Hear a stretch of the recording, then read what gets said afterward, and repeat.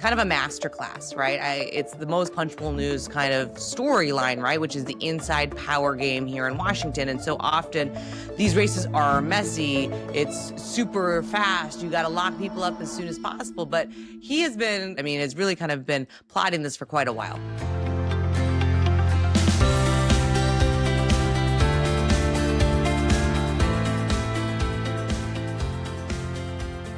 Good morning. I'm Anna Palmer. And I'm Max Cohen.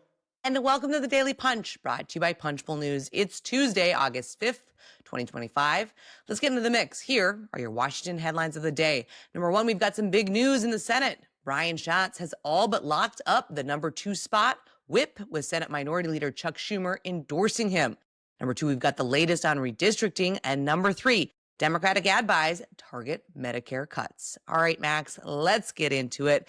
We have, for an August recess, a very newsy top here this morning. Senator Brian Schatz has been on the march to secure his colleagues' support for him in the number 2 spot, which would start in 2027. But we have news this morning that Senate Minority Leader Chuck Schumer has not only endorsed him, but has been kind of helping him along the way. Exactly, yeah. And we're reporting now that Schatz has basically locked up this leadership race before it's really even began, which is super impressive inside game from Brian Schatz. Schumer is now backing him. He's saying he has a majority of Senate Democrats now backing him. And no other Senate Democrat realistically will now challenge Schatz. And not only is this relevant for the whip race, which he's basically won, but also the future leader race, because Senate Minority Leader Chuck Schumer is not going to serve in that post forever, we anticipate. And whenever Schumer does step down, whenever that may be, Brian Schatz is next in line to take over. Yeah, it's really interesting, too. I think one of the things when you look at just the pieces that Schatz has put into place, when you think about, hiring Rima, his chief of staff, who was Durbin's former floor director, you look at what he's done in fundraising, what he's done in terms of kind of becoming the messenger, right?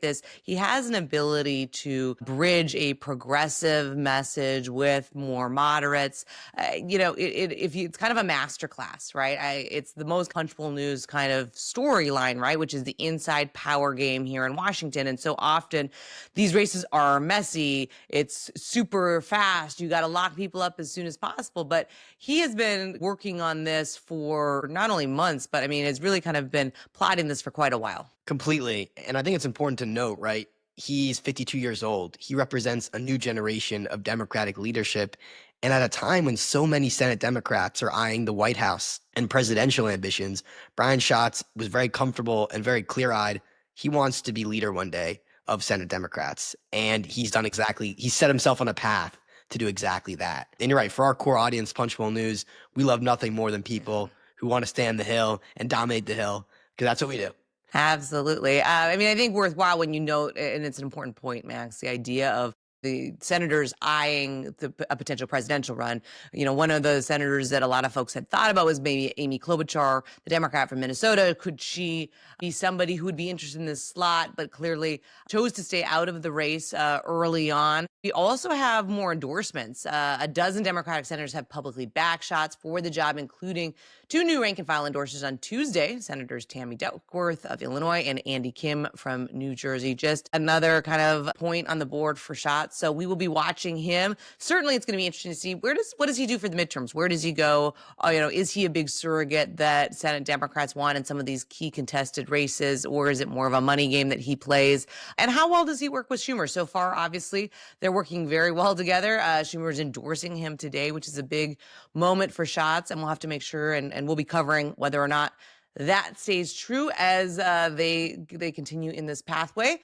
All right, Max, we have been covering all things redistricting because it matters, with power in the House up for grabs here in the midterms.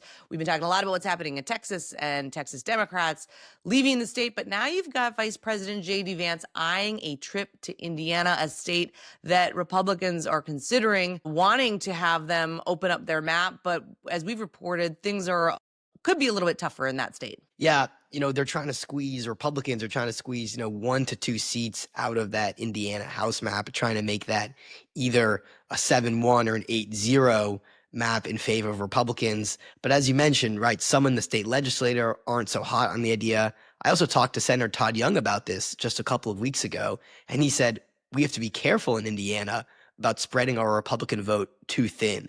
So this is obviously a priority for the White House. JD Vance is traveling out there to lobby the governor, Mike Braun, to cut these, aggressive maps. But even some in states say, maybe let's pump the brakes and not allow us maybe in a future Democratic wave year to lose some of our Republican incumbents. And we've got some Golden State News. Democrats in California's congressional delegation have privately agreed to a new congressional map that could net them as many as 5 seats in 2026, according to multiple lawmakers and aides close to the issue. We've got some GOP targets here, probably unsurprisingly, Representatives Ken Calvert, Darrell Issa, but there are others that could be a little trickier in their effort to get those 5 seats. Yeah, I think David Valadao stands out as well in the Central Valley. He's a Republican, which Democrats have tried to topple for so many cycles, couldn't do it. And maybe they're deciding now the best way to beat Valadao is just cut him out of his district. But I think this California effort is so fascinating because, as you mentioned in that intro, 5 seats is what Democrats are targeting. That's also the number of Texas Republicans are trying to cut out in their state. So this high-level sweepstakes, this race to the bottom, if you will, Anna, for redistricting, I think it's cynical in my mind because Democrats do it, Republicans do it, Texas does it, California does it. Who's next? Indiana. Each side is going to try to cut down every state as much as they can. And that just means for us as reporters and Americans, less competitive districts to cover. So who knows where this ends up? But if California does it, Texas does it, Illinois, where does this end? We will see. I think the other interesting thing here in California is it's not as simple as the legislature just passing the new map here. This is a public process. A lot of Democratic-leaning states have tried to change the process when it comes to redistricting, taking it out of politics. This clearly is putting it right back square into the political realm. All right, let's run to the number 3 story of the morning.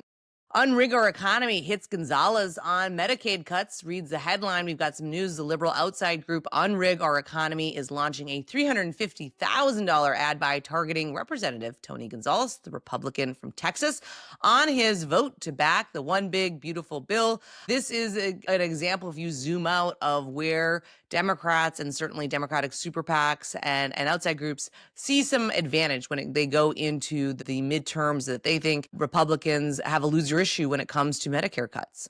Yeah, I mean, this is going to be one of, if not the top issue of the 2026 midterms. Democratic groups running ads consistently saying, your Republican representative voted to take away health care from millions of Americans. That's the tagline that's going to be on every American in a competitive state or district's TV from now until November 2026. So buckle in. It's clear Democrats see this as a liability because they have every single House GOP incumbent on the record basically voting for this bill. I think this ad buy is also notable because it's in Texas. We just talked about Texas with redistricting. The Democratic argument is, if they change their maps, it might make some of their incumbents more at risk. I'm a little skeptical about Gonzalez because he just won re-election by over 20 points in November, but we'll have to see how these maps play out, and we'll see if his seat will be in play. And apologies, I misspoke there. Medicaid, not Medicare cuts. We will be watching all of this very closely. We're going to leave you there. Thank you so much for listening. We appreciate it. If you like the Daily Punch, please share it on social media. Tell your friends. It's the best way for folks to find out about us. And of course, subscribe to our YouTube channel. Just search Punchbowl News. Have a great day and stay safe, everybody.